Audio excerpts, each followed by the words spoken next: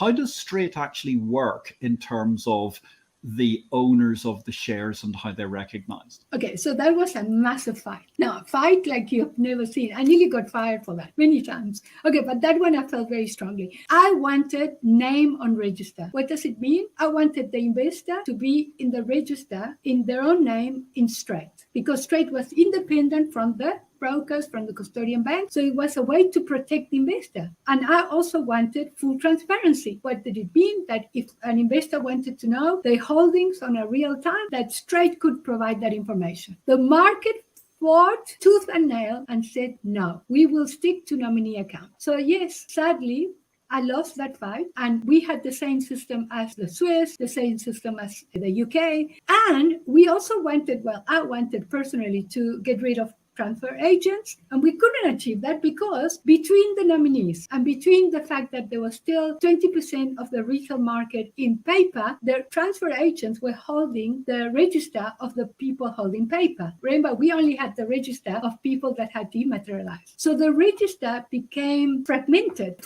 because of dematerialized and non-dematerialized, fragmented because you have nominee after nominee after nominee. And then when all the money laundering and all the FICA legislation came, FICA is the KYC legislation, slowly but surely the regulators started realizing that they made a mistake, because if the name on register was at the CSD, it would be always easier to trace who was the beneficial owner. And therefore, they made a mistake, because not only they allowed nominees, behind that nominee, let's say Standard Bank nominee, they held other nominees, and eventually there were court cases. I'm sure you will remember the very fascinating case of Clearstream, that they were fined because behind a nominee of a nominee was Iran dealing in illicit transactions. So the regulators in Europe said to Clearstream, you've got a responsibility to know the source of income here. And Clearstream tried to argue, but how would I know when it's nominee behind nominee behind nominee? And then everybody started questioning, what is this nominee structure? And then, I don't know if you remember, that the new CSDs, China and India, that came much later than we did, they went directly into name on register. So the argument that the market used to use to say, no, there's not enough computing capacity to hold everybody in the same central register, it's a lie. Because when China came and created their CSD, we had 2 million investors. China had what, 30, 40 million investors, and they could have name on register? So that argument was a lie. The truth be told, every single service provider, brokers, custodian banks, other financial advisors, they wanted to ring fence their own clients and that they control, to charge them to whatever. And therefore, they didn't want to lose control over the clients and let the CSD be the one that was providing services directly to the beneficial owner. And then when the whole crisis happened with Clearstream, we went and said, let's give the option to the investor. If an investor wants to have the name on register with the CSD in mind, let them do it. Because just remember the difference between central bank money and commercial bank money. Commercial bank, much riskier because the